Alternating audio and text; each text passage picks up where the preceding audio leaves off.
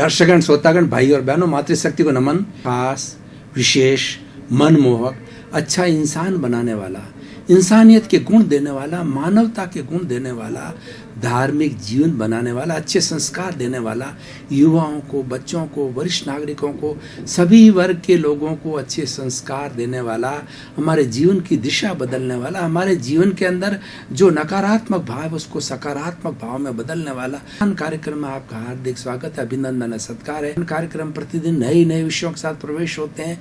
हर विषय को होलिस्टिक बनाया जाता है, सांगोपांग बनाया जाता है, उसको मल्टी डायरेक्शनल बनाया जाता है और उसके अंदर ऐसी सामग्री शोध परख डाली जाती है कि वह हर आयु के, हर वर्ग के, हर मेंटल स्टेटस के व्यक्ति को कुछ न कुछ शिक्षा दे सके, कुछ न कुछ उसमें से प्राप्त हो, उसका समय वेस्टेज ना हो, उसके लिए पुनरुत्थान कार्यक्रम के विषय बनाए जाते। इसी क्रम के अंदर आज हम एक जीवन निर्माण के सुंदर विषय को लेकर के, और आज का विषय ऐसा है कि हर वर्ग का व्यक्ति अगर उस विषय को धारण कर ले तो उसका जीवन आनंदमय बन सकता है। तो आज का हमारा विषय है कि सादा जीवन उच्च विचार। भाई और बहनों, दर्शकगण, श्रोतागण, बहुत ही सुंदर विषय है। इसके ऊपर खूब चर्चाएं की जा सकती है। चर्चा का विषय कम है और जीवन में उतारने का विषय ज़्यादा है, क्योंकि इसको जीवन में उतारने से हमें कई लाभ होंगे, सारे लाभ आपको बताए जाएंगे।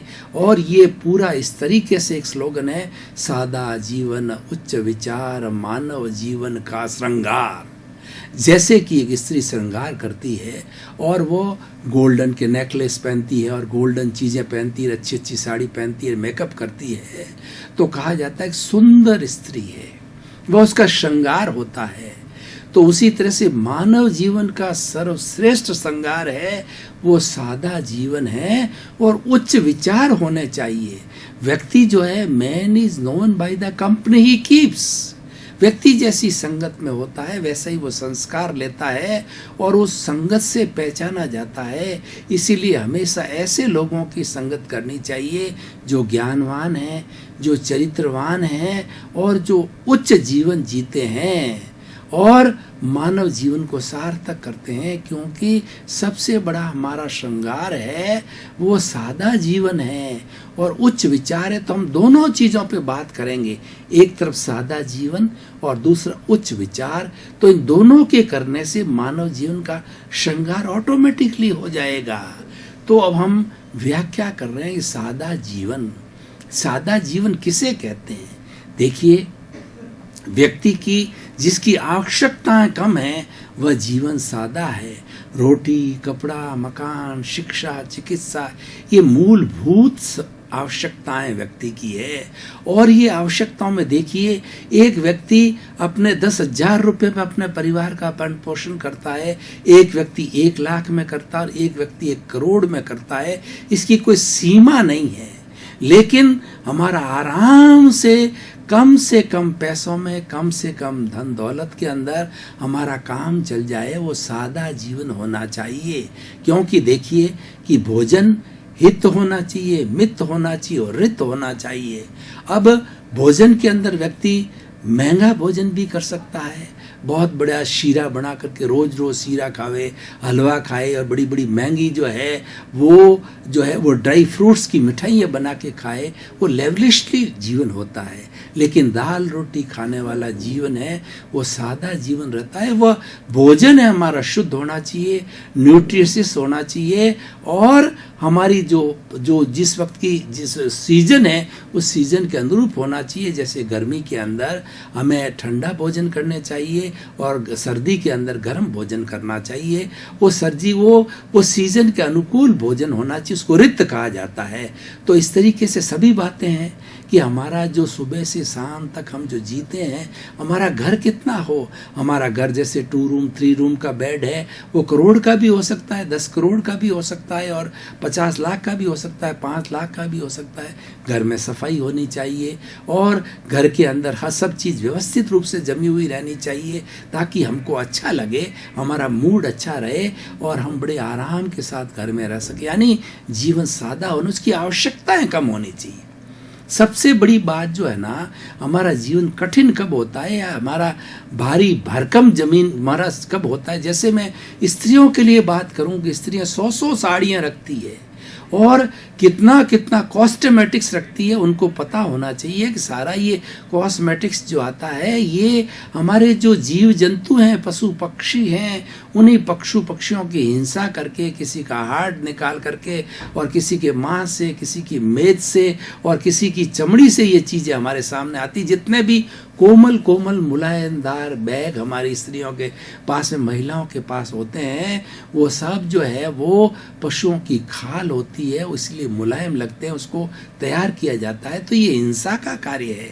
और कितने तरह के कॉस्मेटिक्स रखती है, सैकड़ों तरह के कॉस्मेटिक्स रखती है, लेकिन उनको पता होना चाहिए कि ईश्वर ने सौंदर्य है ये बाहरी साधनों से लिपस्टिक लगा करके या कॉस्मेटिक लगा, ये वो तो एक अननेचुरल सौंदर्य है। नेचुरल सौंदर्य तो ईश्वर ने दिया। हमारा मुंह साफ होना चाहिए, धोया होना चाहिए, मैला होना चाहिए, मैला नहीं होना चाहिए। और जैसे स्त्री अपनी साड़ी पहने तो साड़ी 500 की भी आती है, साड़ी 50,000 की भी आती है, साड़ी जो है 1,00,000 की भी आती है। तो आपको अपना तन ढकने के लिए साफ सुथरी साड़ी होनी चाहिए और मनुष्य के लिए अपना कपड़ा साफ सुथरा होना चाहिए। वो इस तरीके से जो उसकी सादगी, उसकी आवश्यकताएं कम होनी चाहिए। व्यक्ति कम से कम अपने कपड़े रखे, कम से कम जूते रखे और कम से कम जो है अपनी आवश्यकता नहीं, यानी परिग्रह उतना ही रखे, सीमित परिग्रह रखे। तो सीमित परिग्रह रखने वाला, सीमित आवश्यकताएं रखने वाला व्यक्ति का जीवन सादा होता है, क्योंकि वो अपने, देखिए ये सादगी वाला व्यक्ति होता है तो उसको जितने साधन जुटाने पड़ते हैं, चाहे अपनी पत्नी के लिए इतने कॉस्मेटिक्स, इतनी साड़ी, आखिर तो व्यक्ति को कमाना पड़ेगा। जब जाके सारी चीज आएगी तो वो अपना सारा समय कमाने में लगावे, 24 आवर्स जन्म से लगा के मृत्यु तक भज कलदारम करता रहे और 99 के चक्कर में ही पड़ा रहे और इंद्रिय सुख के लिए और ज्यादा से ज्यादा लेवलिशली जीवन जी करके, रिच जीवन जी करके, भारी भरकम जीवन करके सारी जिंदगी है वो यूं ही खपा देता है। और व्यक्ति सादा जीवन, अपना सादा कपड़ा, सादा जीवन, और जो शेष समय बचता है उस समय का सदुपयोग करता है। वो व्यक्ति, सादा जीवन जीने वाला व्यक्ति समय का सदुपयोग करता है, अपने विचारों को बहुत उच्च रखता है, वो ईश्वर प्राणिधान करता है, भीतर ही भीतर जो है अपना तार ईश्वर से जुड़ा हो रखता है। जगमाही ऐसो रहो जो अम्बुज सरमाई और रहे नीर के आसरे पर जल छुअत नाई। जो व्यक्ति सादगी पूर्ण होता है वो कमलवत रहता है, क्योंकि उसको ज्यादा साधन जुटाने की आवश्यकता नहीं है, वो तो अपने थोड़े में संतुष्टि कर लेता है।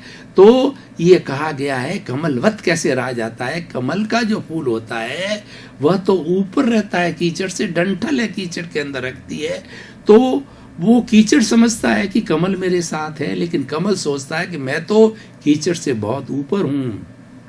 आप परिवार में रहिए, क्योंकि व्यक्ति एक सामाजिक प्राणी है, मनुष्य है, वो अकेला नहीं रह सकता, उसको समाज में रहना पड़ता है। समाज इसको पहचान देता है। व्यक्ति आजकल उसकी इतनी ताकत नहीं है वो हिमालय की गोद में जाकर के साधना करे और वहाँ भी उसको भोजन चाहिएगा, वहाँ भी उसको कपड़े चाहिएगा, वहाँ भी शेल्टर चाहिएगा, तो आखिर वो कहाँ से लाएगा। तो सारा हमारा, हम जो सामाजिक प्राणी है, जो समाज में रहने वाले हैं, वो सापेक्ष जीवन जीते हैं। ये 84 लाख जीवा योनि के जितने प्राणी हैं वो सापेक्ष जीवन जीते हैं, परंतु सापेक्ष होना अच्छा है। निरपेक्ष होने में से व्यक्ति स्वार्थी हो जाता है। व्यक्ति ये देखता है मुझे किसकी क्या जरूरत है, तो वो एक स्वार्थ आ गया और वो ये सोचने लग जाता है मैंने पिया, मेरे बैल ने पिया, कुआं ढहे तो ढहे। इतना स्वार्थ होने से व्यक्ति जो है अपने इंद्रिय सुख तक सीमित हो जाता, अपने ऐश आराम में चला जाता है और वो सारा समय जो है साधनों को जुटाने में लग जाता है। कब वो ईश्वर प्राणिधान करेगा, कब वो मेडिटेशन करेगा, कब वो योगा करेगा और कब अच्छा साहित्य पढ़ेगा। तो इसलिए अपने जीवन के अंदर सादगी को ला करके आप उस समय की बचत कीजिए, क्योंकि टाइम इज मनी। जो मनी है वो वास्तव में धन नहीं है, समय धन है। क्यों हम समय का कितना सदुपयोग करते हैं। कोई व्यक्ति अपना समय ये फालतू की चीज़ों को जुटाने में, फालतू की गपशप के अंदर और फालतू के रिलेशन बढ़ाने से सीमित करके और अपना कुछ पढ़ना चालू करे, कुछ लिखना चालू करे, कुछ अच्छे प्रवचन देना चालू करे, किसी जो है और वो संस्था में जाकर के तन की सेवा करे, मन की सेवा करे, धन की सेवा करे, परोपकार करे, तो उसका जीवन सार्थक। और वो होता कब है कि सादा जीवन जीने से होता है। और जहाँ जीवन में सादगी आती है तो विचार अपने आप ऊंचे बनने लग जाते हैं। उच्च विचार वाला व्यक्ति सादगी पूर्ण होगा ही उसके विचार उच्च होंगे, और विचार उच्च होने से सादगी आती है। एक दूसरे से जुड़े हुए हैं, ये पूरक है, एक सिक्के के दो पहलू है। सादा जीवन, उच्च विचार एक सिक्के के दो पहलू है। जब तक आपके विचार उच्च नहीं है, जब तक विचार आपके विधायक नहीं, आप सादगी प्राप्त नहीं करें। और विधायक भाव आते ही व्यक्ति सोचेगा मेरे को इस विधायक भावों में रहना है, विधायक भावों के सारे मुझे समाज की सेवा करनी है, मुझे कुछ अच्छा साहित्य की रचना करनी है, मुझे अच्छे अच्छे जो मेरे पास में अनुभव का खजाना, क्योंकि हमारे भीतर विराजमान प्रभु है, वो अनंत ज्ञान वाला है, अनंत दर्शन वाला है, अनंत शक्ति वाला है और अनंत सुख का धाम है। तो उस सुख को हम बाहर कैसे निकालेंगे? उसके लिए हमें भीतरी जगत के अंदर गोते लगाने पड़ेंगे। भीतरी जगत के अंदर हमको मेडिटेशन करना पड़ेगा, आत्म साक्षात्कार करना पड़ेगा और सेल्फ रियलाइजेशन करना पड़ेगा। इसके लिए समय चाहिए। आप तो 24 घंटे जो है अपनी सुख सुविधाएं जुटाने में लगे हुए हो, कमाने के अंदर लगे हुए, रात देख रहे हो, दिन देखते हो, धूप देखते हो, न छाप देखते हो, रोटी का पता नहीं है, विश्राम का पता नहीं है, और आप 24 घंटे अपना बैंक बैलेंस बढ़ाने के अंदर और बड़ी बड़ी अटालिकाएं बनाने के अंदर, सुख सुविधा लेने के लिए बच्चों के साथ भी समय नहीं बिताते और किसी से वार्तालाप नहीं करते और किसी से अपना अनुभव को शेयर नहीं करते हो, तो फिर उस जीवन का क्या उपयोग है और वो धन किस काम का? क्योंकि भाई और बहनों, दर्शकगण, श्रोतागण, हर व्यक्ति जानता है, नहीं जानता उसको जान लेना चाहिए कि ये हमारी आत्मा अजर अमर है, शरीर अजर अमर नहीं है। ये शरीर नाशवान है और जितना हम आयुष्य कर्म का अर्जन करके आए हैं, आयुष्य कर्म को कमा के आए हैं, लेकर के आए हैं, उससे क्षण भी हम अधिक जिंदे नहीं रह सकते। मान लीजिए किसी ने उम्र 60 वर्ष की लिखा के लाया है, 70 वर्ष की लिखा के लाया है, एक क्षण भी वो अधिक जीवित नहीं रह सकता है। तो वो समय तो हमारे पास बहुत सीमित है, लेकिन काम हमारे पास बहुत बड़ा है, क्योंकि मनुष्य जीवन बार बार नहीं बनता है। जो इतने बड़े बड़े कार्य करना है, स्कूल बनाना है, कॉलेज बनाना है, यूनिवर्सिटियाँ बनानी है, लोगों की सेवा करनी है, हॉस्पिटल बनाना है, प्रवचन देना है, परोपकार करना है, ये सब कब होगा?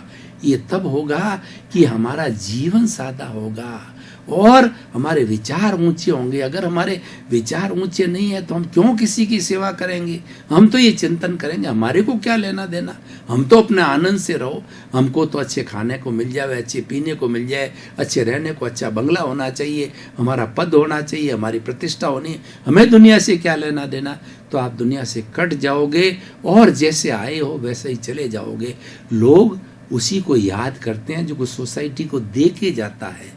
व्यक्ति इस सारे ये रंगमंचीय जगत है, कर्म खिलावन हार और नाना रूप बनाए के चेतन खेलनहार। देखिए, इस संसार के अंदर जितने भी सजीव प्राणी हैं वो अपने अपने कर्म लेकर के आते हैं और वो कुदरत के कानून के अनुसार अपना जीवन यापन करते हैं। और ये सारा संसार एक रंगमंच है और इसके अंदर व्यक्ति जितनी जितनी उम्र होती है उतना उतना अभिनय करके वो समय आने पर जो है चला जाता है। लेकिन प्रश्न ये है कि कई लोग छाप छोड़ जाते हैं। आज हम भगवान राम को क्यों याद करते हैं? आज हम भगवान कृष्ण को क्यों याद करते हैं? भगवान महावीर को क्यों याद करते हैं? ईसा मसीह को, और जो है वो बड़े बड़े भगवानों को और गुरु नानक को क्यों याद करते हैं? क्योंकि उन्होंने सादा जीवन रखा, विचार बहुत उच्च रखे। देखिए, हमारे इस दिमाग के अंदर 3 तरह की चेतना होती है। एक तो चेतना होती है स्वार्थ की चेतना। स्वार्थ की चेतना वाला व्यक्ति अपने शरीर तक सीमित रहता, अपने परिवार तक सीमित रहता है, इंद्रिय सुख तक सीमित रहता, उसके उस दायरे के बाहर निकलता ही नहीं है, सारा जीवन उसी में लगा देता है। और एक परार्थ का व्यक्ति होता है, वो ये सोचता है कि मैं तो जीवन अपना सादा रख करके और मैं उच्च विचारों के माध्यम से मैं कुछ ऐसा कार्य करूं, ऐसा परोपकार का कार्य करूं जिससे कि लोगों को सुख मिल सके, और हर वक्त चिंतन करेगा कि प्रात मन वचन काया से जगत के किसी भी प्राणी को किंचित मात्र भी मेरे द्वारा दुख न हो, दुख न हो। मेरे भीतर विराजमान शुद्ध आत्मा भगवान मुझे ऐसी शक्ति दो, जागृति दो। यानी वो अपने चिंतन को अच्छा बनाएगा और वो समय की बचत है, परोपकार के लिए करेगा। हर क्षण सोचेगा, हर क्षण वो ऐसी अच्छी अच्छी रचनाएं करेगा, चाहे पुस्तक लिखने का हो, चाहे कविता बनाने का कार्य हो, चाहे प्रवचन देने का कार्य हो, छोटे बच्चों को पढ़ाने का कार्य हो, योग करने का कार्य हो, और उसके साथ साथ में लोगों को शिक्षा देने का कार्य हो, और व्यसन मुक्ति का कार्य हो। हमारे समाज के अंदर सेवा करने के बहुत से प्रकल्प है, बहुत से आयाम हैं, पर वो आयाम पूरे कब होंगे? जबकि आदमी के विचार ऊंचे होंगे। वो परार्थ की भावना कहलाती है। परार्थ की भावना कहती है कि जो है live and let others live, मैं भी जीऊं, मेरा पड़ोसी भी जिए, मेरा समाज भी जिए, सारा विश्व जिए और शांतिपूर्ण से अस्तित्व के साथ जिए, और मुझे सबके साथ में सापेक्ष रह करके जीवन जीना। प्रकृति माँ भी यही कहती है, अगर तुम सापेक्ष जीवन जीते हो, सामाजिक जीवन जीते हो, प्राकृतिक जीवन जीते हो, तो मैं तुम्हारे साथ हूँ, तुम्हें कभी बीमार नहीं पड़ने दूंगी। God help those who help themselves. ईश्वर उसकी मदद करता है जो स्वयं की मदद करता है। स्वयं की मदद का अर्थ यह है कि वो परोपकार के लिए आगे बढ़ता है, वो परोपकार के लिए कदम बढ़ाता है और अपना समय परोपकार के लिए लगाता है, लोगों की सेवा के लिए लगाता, लोगों की भलाई के लिए लगाता है। अपना करने के बाद अपने परिवार का अच्छा भरण पोषण हो जाए, खुद का स्वास्थ्य अच्छा रहे, और फिर भी समय निकलता है, वो समय का नियोजन है, वो धन का नियोजन हमें लोगों की भलाई के लिए करना चाहिए। और हमारा भारतवर्ष के अंदर तो जो है 50% लोग बिलो पॉवर्टी के नीचे हैं। यहाँ सेवा करने का बहुत बड़ा स्कोप है, तन की सेवा का, मन की सेवा का और धन की सेवा का। एक तीसरा जीवन होता है परार्थ का जीवन। परार्थ के जीवन में साधु सन्यासी आते हैं। वो लोग अपना घर का धन दौलत परिवार, साधु किसे कहते हैं? साधु उसे कहा जाता है जिसकी रसोई नहीं होती है, यानी वो मांग कर खाता है। साधु के घर नहीं होता है, वो तो क्या है कि चलते हुए पानी की तरह, बहता पानी निर्मला, वो चलता रहता है इसलिए निर्मल रहता है। आज किसी के घर में, किसी संस्था के मकान में, फिर दूसरे दिन संस्था के मकान में, और वो हर समय ज्ञान खुद अर्जित करता है और ज्ञान लोगों को बांटता है, ज्ञान दूर करता है। वो गुरु किसे कहा जाता है? गु का अर्थ होता है कि गु का अर्थ होता है ज्ञान, और रू का होता है दूर करने वाला। गुरु वो व्यक्ति होता है, संत वो व्यक्ति होता है जो कि मनुष्य का ज्ञान दूर करता है कि तुम किस लिए आए हो, तुम कौन हो, तुम्हें कहाँ जाना है, तुम्हें कहाँ जाना है, और कहाँ से आए हो, और तुम कौन हो। ये 3 प्रश्न अपने आप से पूछो। वो हमें ज्ञान कराता है कि हम मनुष्य जीवन सार्थकता के लिए मिला है, मनुष्य जीवन कुछ करने के लिए मिला है। बाकी तो सुख भोगने के लिए पशु पक्षी और ये 84 लाख जीवा योनि के सभी प्राणी हैं, वो खूब सुख भोगते हैं अपना